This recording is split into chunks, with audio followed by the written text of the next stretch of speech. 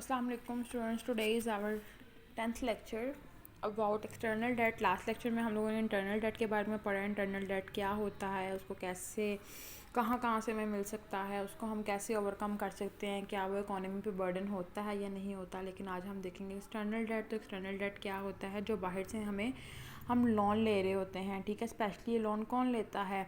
ये लेते हैं lower developing country just like us, ठीक है। लेस डेवलपिंग कंट्रीज जो जिनकी इकोनॉमी जो है बूम पे नहीं जा रही, जो अभी अपनी स्ट्रगलिंग फेस में है, ठीक है। तो आप लोग को मैंने बताया था कि एक्सटर्नल डेट जो है हम लोग लेते कहाँ कहाँ से हैं।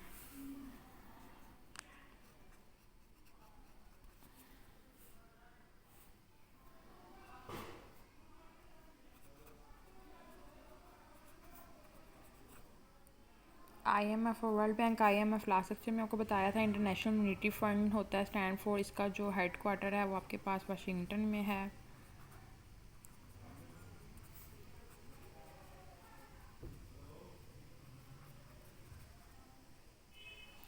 ठीक है।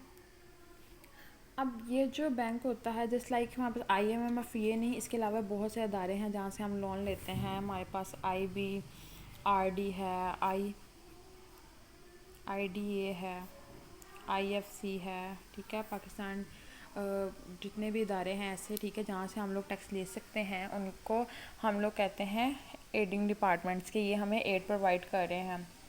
यहाँ पे हम लोग जो मेजर बात अब देखने जा रहे हैं कि एक्सटर्नल डेट जो है वो हमारे पे क्या कैसे बर्डन बनता है, क्या क्या मसले मसाइल में पेश किए जाते हैं। एक हमारे पास होता है बैलेट रेट और एक होता है मल्टीलेटरल। फॉरेन एड के दो सोर्सेज होते हैं हमारे पास, ठीक है। पहला सोर्स है हमारे पास bilateral, second one is multilateral. अच्छा जी, बायलेटरल के केस में क्या होता है, जो गवर्नमेंट होती है वो डोनर कंट्री होती है, ठीक है। वो डोनर कंट्री होती है, वो हमें लोन प्रोवाइड कर रही होती है। जस्ट लाइक मैंने UK से, USA से, चाइना से लोन ले लिया, ठीक है। जस्ट लाइक चाइना ने हमें लोन दे दिया, ठीक है। लेकिन मल्टीलेटरल में हमारे पास क्या होता है, हमें कोई स्पेसिफिक अदारा लोन दे रहा होता है। स्पेसिफिक अदारा हमें कैसे लोन दे रहा होगा, जस्ट लाइक हमें IMF या अभी जो हम लोगों ने जो ऊपर जितने भी बैंक्स की बात की, वर्ल्ड बैंक, IDA, ठीक है। अगर मुझे ये लोन दे रहा होगा तो ये मैं कहूँगी ये multi lateral source of debt है। अभी हम लोगों ने देखे दो सोर्सेज हमारे पास फॉरेन एड के। फॉरेन एड कहाँ कहाँ से आ सकती है? एक हमारे पास आ गई बायलेटरल और एक आ गई मल्टीलेटरल। बायलेटरल में हमने देखा कि हमें कंट्री जो है लोन प्रोवाइड कर रही हैं, जबकि मल्टीलेटरल में हमें अदारे जो हैं वो लोन प्रोवाइड कर रहे होते हैं, ठीक है। अब इन दोनों के लोन की कंडीशंस भी डिफरेंट डिफरेंट होती हैं। डिफरेंट टैक्सेशन आपके पास, डिफरेंट रूल्स एंड रेगुलेशंस आपको इसके लिए फॉलो करने पड़ते हैं, और डिफरेंट आपके पास इंटरेस्ट रेट चार्ज किया जाता है। अगर हम इन इदारों की बात करें, अपने मल्टीलेटरल बेसिस बात करें, तो मल्टीलेटरल बेसिस में हमें जो लोन्स हैं वो किन किन फॉर्म से मिल सकते हैं। एक तो हमारे पास होता है लफ्स ग्रांट, ठीक है।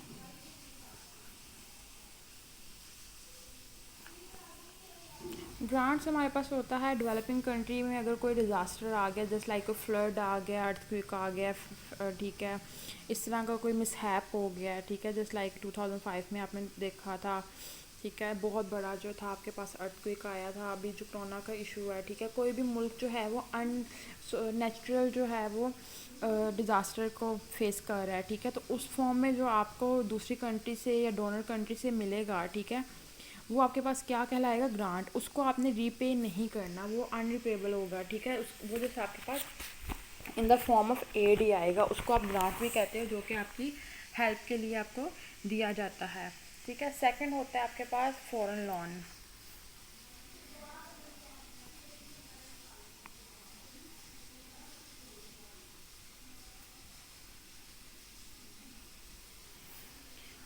फ़ॉरेन लोन जो है आपको प्रोवाइड किया जाता है आपके टेक्निकल सर्विसेज के। आपको अगर कोई चीज़ चाहिए, मशीन वगैरह बाय करनी है, ठीक है, अगर आपकी इकॉनमी में बहुत ज़्यादा क्राइसिस आ गए हैं, ठीक है, तो उसको पे यूज़ करने के लिए आपको जो लोन दिया जाता है वो फॉरेन ट्रेड आपके पास लाता है। अगर जो हमारे पास लोन है, ठीक है, उसका नॉमिनल रेट 1 से 3% है और उसको हमने 25 साल के अंदर अंदर पे करना है, तो उसको हम सॉफ्ट लोन कहेंगे, और अगर यहाँ पे लिख लेते हैं, इस फॉरेन लोन की दो टाइप्स हैं आगे, ए और बी। पहली जो है आपके पास है सॉफ्ट लोन, दूसरी है हार्ड लोन। ठीक है, अब सॉफ्ट लोन की कंडीशन आपके पास क्या है और हार्ड लोन की कंडीशन क्या है।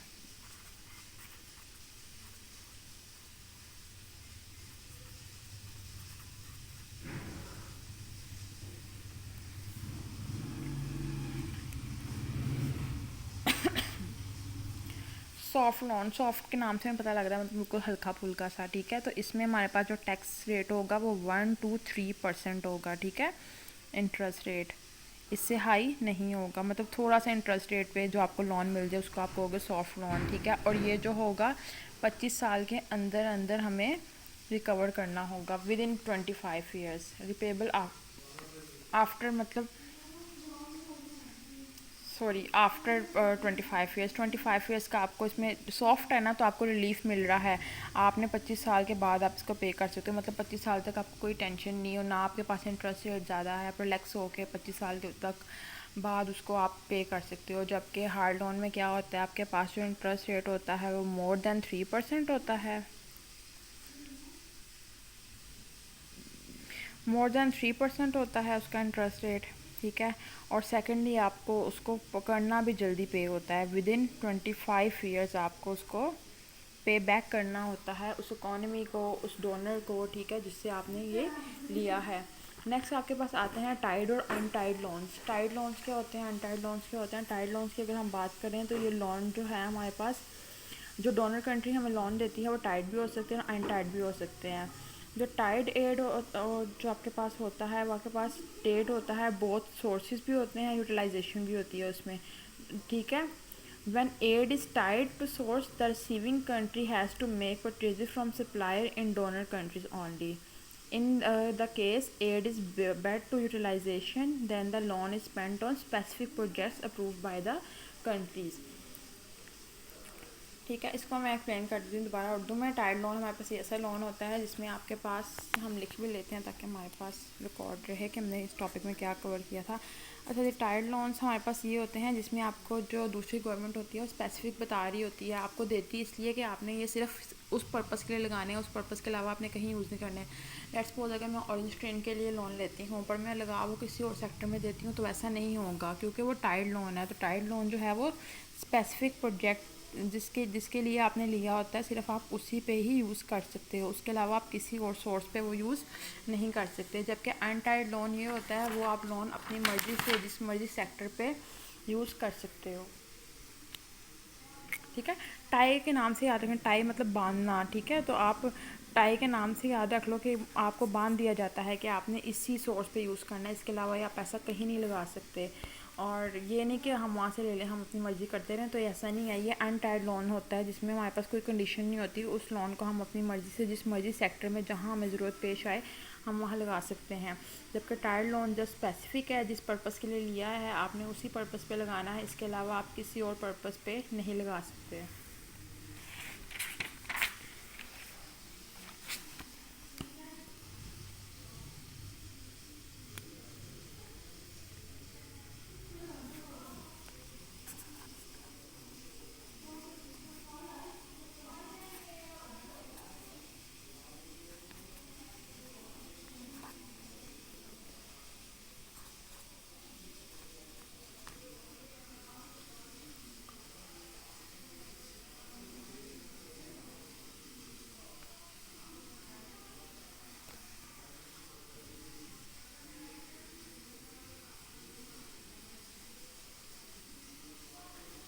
यहाँ पे आप एक चीज़ समझो पहले, फिर हम आगे जाएंगे। ठीक है, एक हमारे पास होता है term technical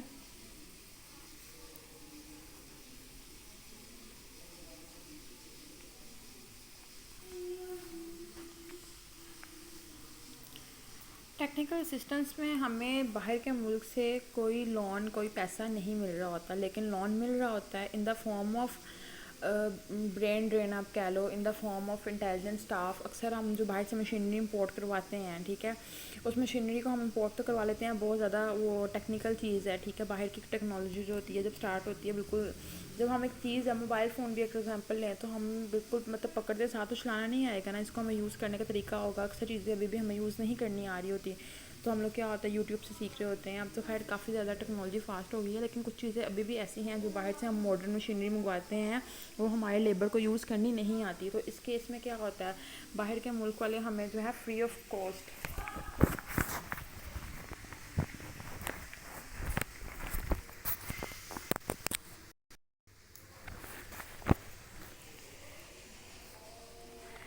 free of cost जो है आपको प्रोवाइड कर रहे होते हैं, सर्विसेज प्रोवाइड कर रहे होते हैं।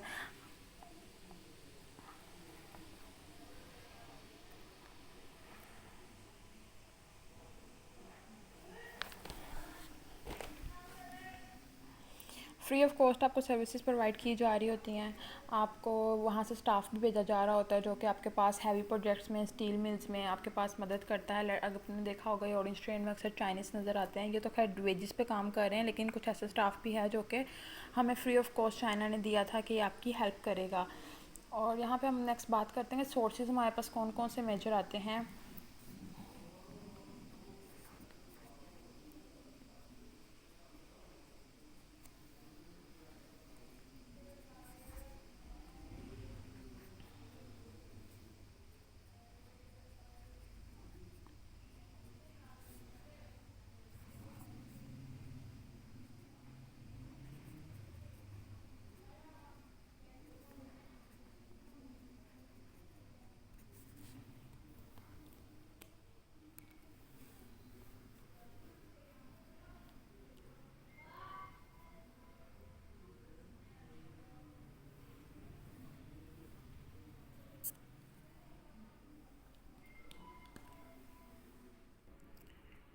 जी, तो हम देख लेते हैं ये सोर्सेज जो होते हैं क्या होते हैं। पहले हमारे पास कॉन्स्ट्रॉम, तो कॉन्स्ट्रॉम हमारे पास एक पाकिस्तान का ऐसा अदारा है जिसको हम पाकिस्तान डेवलपमेंट फॉर्म कहते हैं।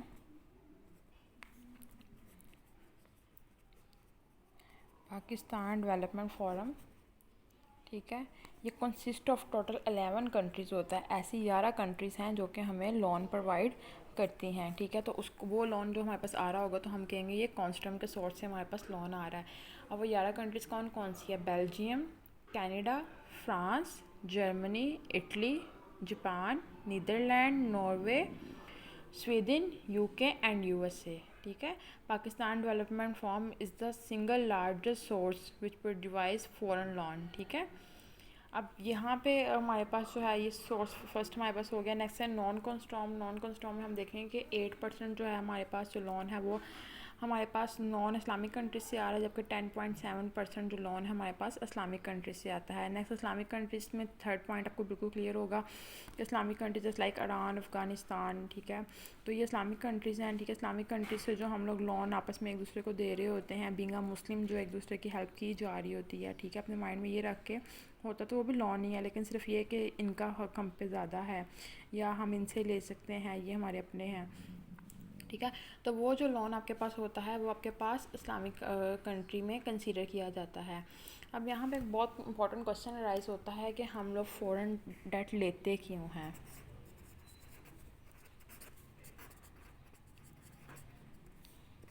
हमें तो कर्ज़ा लेना नहीं चाहिए, पहली बात जो माइंड में आती है, लेकिन कुछ वजूहात ऐसी हैं जिनकी वजह से हम लेते हैं। पहला ये होता है कि हमें अपने हमारे पास रिसोर्सेज की कमी होती है, स्कार्सिटी ऑफ रिसोर्सेज। जब हमारे पास रिसोर्सेज की कमी होती है, हमारे पास कुछ नहीं होगा। लेट्स सपोज अगर घर की बात करें, अल्लाह ना करे कभी किसी घर में ऐसी कोई मुसीबत आ जाए वहाँ पे खाने पीने के लिए पैसे ना मिले, तो मजबूर होकर क्या करता है, दूसरों के आगे हाथ फैलाता है, ठीक है। तो वो उसको फिर निकलना पड़ता है कुछ मांगने के लिए। तो हमारे मुल्क में स्कार्सिटी ऑफ रिसोर्सेज है, रिसोर्सेज कम है, जिसकी वजह से हम लोग नेक्स्ट प्रोडक्टिविटी नहीं कर पा रहे, हमारी प्रोडक्टिविटी अपग्रेड नहीं होती, जिसकी वजह से हमें लोन लेना पड़ता है। Second point is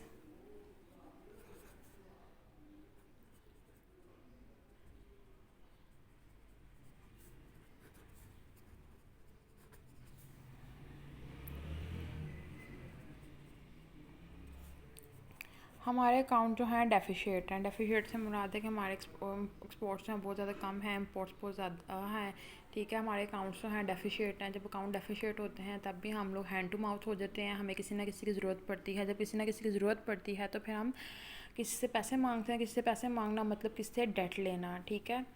third point है हमारी इकॉनमी का डेवलपमेंट इंफ्रास्ट्रक्चर जो है वीक है, वीक इंफ्रास्ट्रक्चर, ठीक है।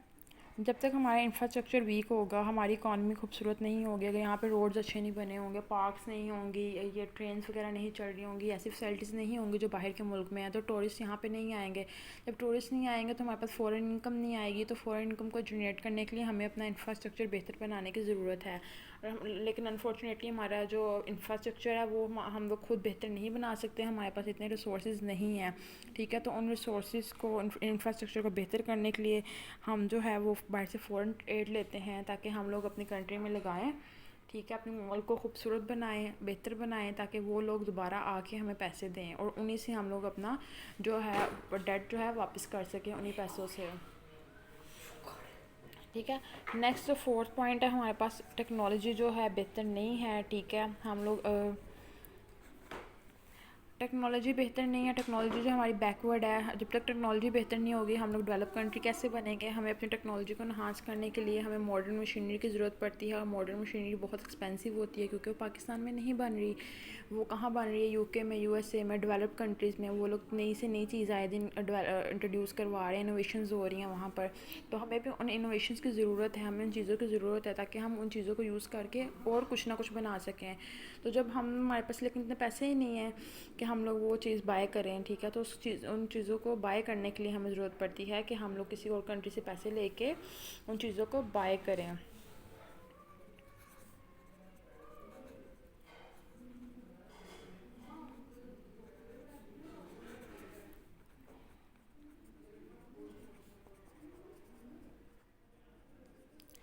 Exploitation of natural resources, exploitation of natural resources से मुराद है कि हमारी जो अमाउंट है, हमारी जो रिसोर्सेज हैं, कोयल हो गया, गैस होगी, सोना हो गया, अल्लाह ताला ने हमें, हमारे मुल्क को एक नेचुरल रिसोर्सेज बहुत ज़्यादा दिए हुए हैं, ठीक है।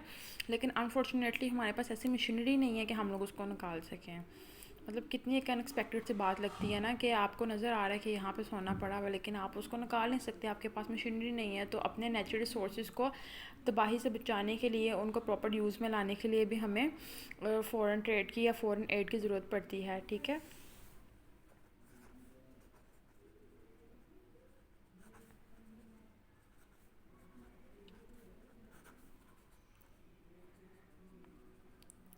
Next point is rising real cost of boarding. हमें अपना जो कैपिटल है उसको राइज़ करने के लिए भी जो है बोर्डिंग की ज़रूरत पड़ती है। नेक्स्ट है हमारे पास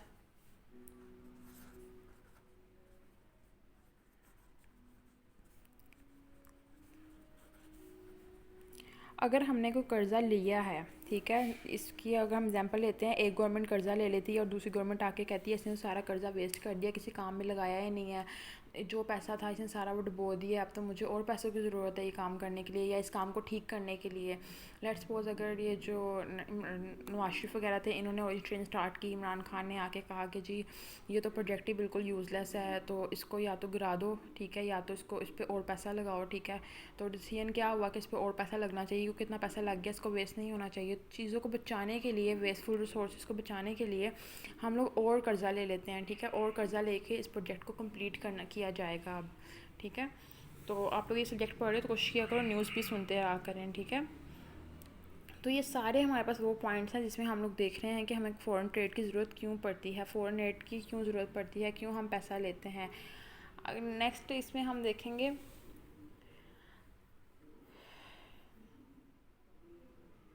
टाइप्स ऑफ फ़ॉरेन ट्रेड के, फ़ॉरेन ट्रेड की कौन कौन सी टाइप्स होती हैं, जिसके हम नाम देखेंगे, उसके बाद हम लोग नेक्स्ट फिज़िकल पॉलिसी देखेंगे।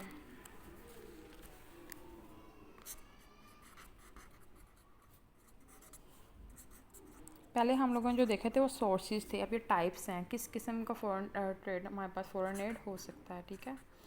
यहाँ पे फ़ॉरेन लोन की बात नहीं हो रही, फ़ॉरेन एड की बात हो रही है। तो फ़ॉरेन एड सबसे पहले हमारे पास प्रोजेक्ट असिस्टेंस आएगा। प्रोजेक्ट असिस्टेंस हम लोगों ने पहले भी बात की है कि जस्ट लाइक हम लोगों ने टेक्निकल असिस्टेंस की बात की है कि हमारे पास चीज़ें स्टाफ नहीं होता, हमें नहीं पता होता इस चीज़ को कैसे यूज़ करना है, उसके लिए हमें किसी की ना किसी की मदद चाहिए होती है। तो वो बाहर के मुल्क जो हमें मदद देते हैं वो इन the form of project assistance होती है। लेट्स सपोज अगर मैंने कोई इंडस्ट्री लगानी है, मुझे नहीं पता, लेट्स सपोज पाकिस्तान ने कोई इंडस्ट्री लगानी है, उसको नहीं पता कि कैसे लगानी है, हमारे स्टाफ को नहीं पता, तो बाहर का मुल्क हमें in the form of aid, free में ही वो हमें देगा पाकिस्तान को कि ये हमारा लेबर है, ये आपको सिखाएगा ये काम कैसे करना है, ठीक है। तो डोनर कंट्रीज हमारी हेल्प आउट करती हैं हमें। और ये जो होता है टाइड लोन होता है, टाइड लोन से क्या मुराद है कि ये जो जिस प्रोजेक्ट के लिए हमें दे रहा है हमने सिर्फ उसी के लिए यूज़ करना है, इसके अलावा हम कहीं यूज़ नहीं कर सकते। इसके अलावा हमारे पास एक होता है नॉन प्रोजेक्ट एड।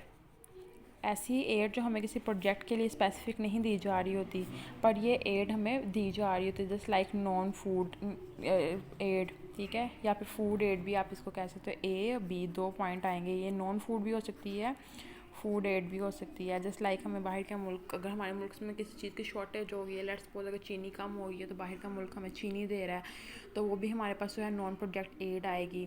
और अगर चीनी नहीं, इसके अलावा भी कोई चीज़ शॉर्टेज हो गई है, नॉन फूड मतलब फूड से रेलिवेंट फूड नहीं है, खाने पीने की चीज़ नहीं है, उसके अलावा कोई और चीज़ है, तब भी वो हमें मिल रही है, तो हम कहेंगे ये हमारे पास एड आ रही है बाहर की कंट्रीज से। नेक्स्ट हमारे पास टेक्निकल असिस्टेंस, वही सेम पॉइंट हमारे पास जो है बाहर से जो फॉरेन एक्सपर्ट्स आते हैं जिनको हम पे हाई सैलरी पे करते हैं, ठीक है, उनको सैलरी तो हम पे करेंगे, हमें फ्री में नहीं दे रहे होते, समटाइम फ्री में भी मिल रही होती है, समटाइम फ्री में नहीं दे रहे होते, लेकिन उनको हम हाई सैलरी पे कर रहे होते हैं। तो ये भी हाई सैलरी पे करना हमारे मुल्क से मतलब पैसा बाहर जा रहा है, तो हमें तो लॉस है ना, ठीक है। और लॉस हो रहा है, क्यों लॉस हो रहा है? क्योंकि हमारे पास अपना प्रोजेक्ट असिस्टेंस नहीं है, ठीक है। तो वो भी एक तरह से हम लोग डेट अपना कर्जा ही उतार रहे हैं, अपने दूसरे मुल्कों की खिदमत लेके उनको जो है फुलफ़िल कर रहे हैं। Next is balance of payment support.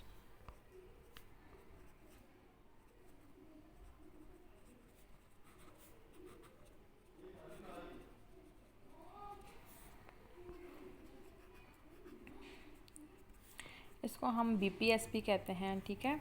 तो इसमें हो क्या होता है, फॉरेन एड जो होती है रिसीव हो रही होती है in the form of export और इंपोर्ट गैप। एक्सपोर्ट और इंपोर्ट का जो गैप आ रहा होता है, एक्सपोर्ट इंपोर्ट, बार बार मैं आपको बता रही हूँ, एक्सपोर्ट बाहर से चीज़ें मंगवाना है, इंपोर्ट बाहर बेचना, ठीक है। अगर हमारे एक्सपोर्ट और इम्पोर्ट के दरमियान में कोई गैप है, इसको वैसे तो इक्वल होना चाहिए, बैलेंस होना चाहिए, ठीक है,